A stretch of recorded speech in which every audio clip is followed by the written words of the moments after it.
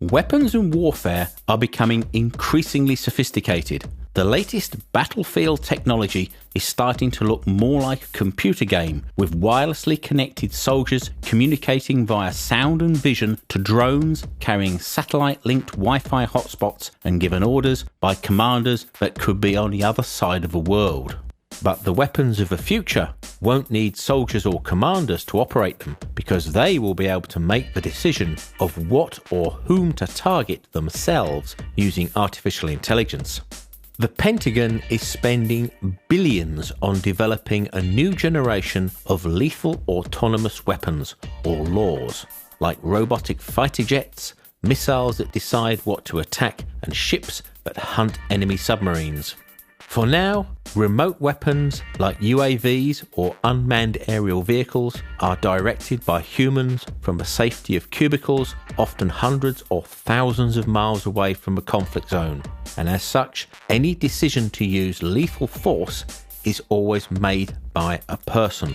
But before we start thinking Skynet is going to take over and we'll have Terminators roaming around, we are still a long way from the Hollywood version of AI. Although we have seen the latest generation of robots like the Boston Dynamics Atlas and its uncanny ability to walk and move like a human, we won't be seeing an army of robotic soldiers anytime soon. Whilst we think of AI being used with the latest hardware, the United States Air Force is working on using older aircraft refitted with autonomous controls. The project, which is called Loyal Wingman, sees retired F-16s reused and fitted with enough autonomy so that they could fly alongside the latest F-35s and take cues from a human pilot in another aircraft, just as if a real wingman were there. And probably before driverless cars will make it onto the public roads. Autonomous missiles are an area which are already in use with systems like the British Fire and Forget Brimstone missiles. Once it has been primed with target information, it can work on its own to select the best target and cooperate with up to 24 other missiles to coordinate a staggered attack against swarms of enemy vehicles or boats. And if it can't find a target, it will self-destruct. Drones are another big area for military AI. The Israel Aerospace Industries HAROP is a small anti-radiation drone, which is also called the suicide drone. It can stay airborne above a battle area for up to 6 hours, looking for a specific radio transmission, like a radar source or an enemy air defense system, but in theory could look for things like a specific signal from a mobile phone. The HAROP will then home in on the signal and deliberately crash into it and destroy its target with its onboard warhead. Meanwhile, DARPA, the military research arm of the Pentagon, has also unveiled the Sea Hunter, an autonomous surface vessel that is designed to stay at sea for months and track even the quietest submarines anywhere in the world. Because it's designed not to have any human crew during its operation, it must navigate busy shipping lanes and interact with an intelligent human adversary all by itself, then communicate the data back to its control center or take the appropriate action if it were to be armed. Though these systems can work in an autonomous mode, the new generation of AI weapons will take this to the next stage.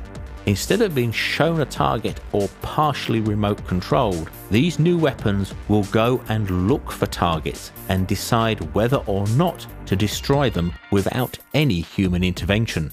Recently, DARPA showed a system using a drone that could be bought from Amazon. When loaded with new AI software, it becomes a robot that can then hunt and identify armed men with AK-47s in a mock-up of a Middle Eastern village at a military testing range in the US. It was even capable of finding armed men when they were hidden in the shadows. If this system were to be armed like the HAROP or be able to guide a missile to the target, it could become a formidable hunting system.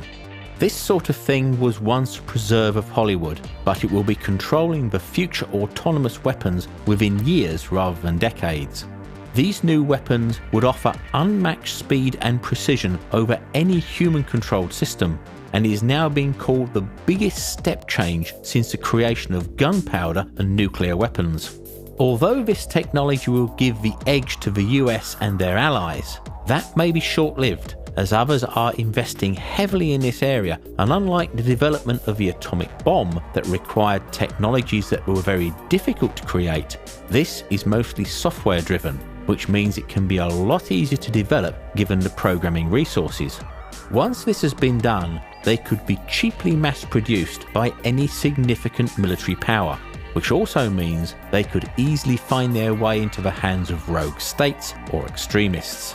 Aerial vehicles like drones, UAVs and missiles will be the first to use this, but there are already calls for such weapons to be banned because of the problems over their ethical and legal position. If an autonomous weapon committed a war crime, who would be responsible if no human made the decision? Some say that lethal autonomous weapons will decrease casualties because they can be programmed to follow the rules of engagement rigorously and analyse the situation logically. They don't have emotions, they don't get tired, stressed or distracted like a human competent could, and therefore they are less likely to make mistakes and kill civilians. Whatever your views you may have on it, there is an inexorable drive for AI in the military, and the rise of the robots has already started.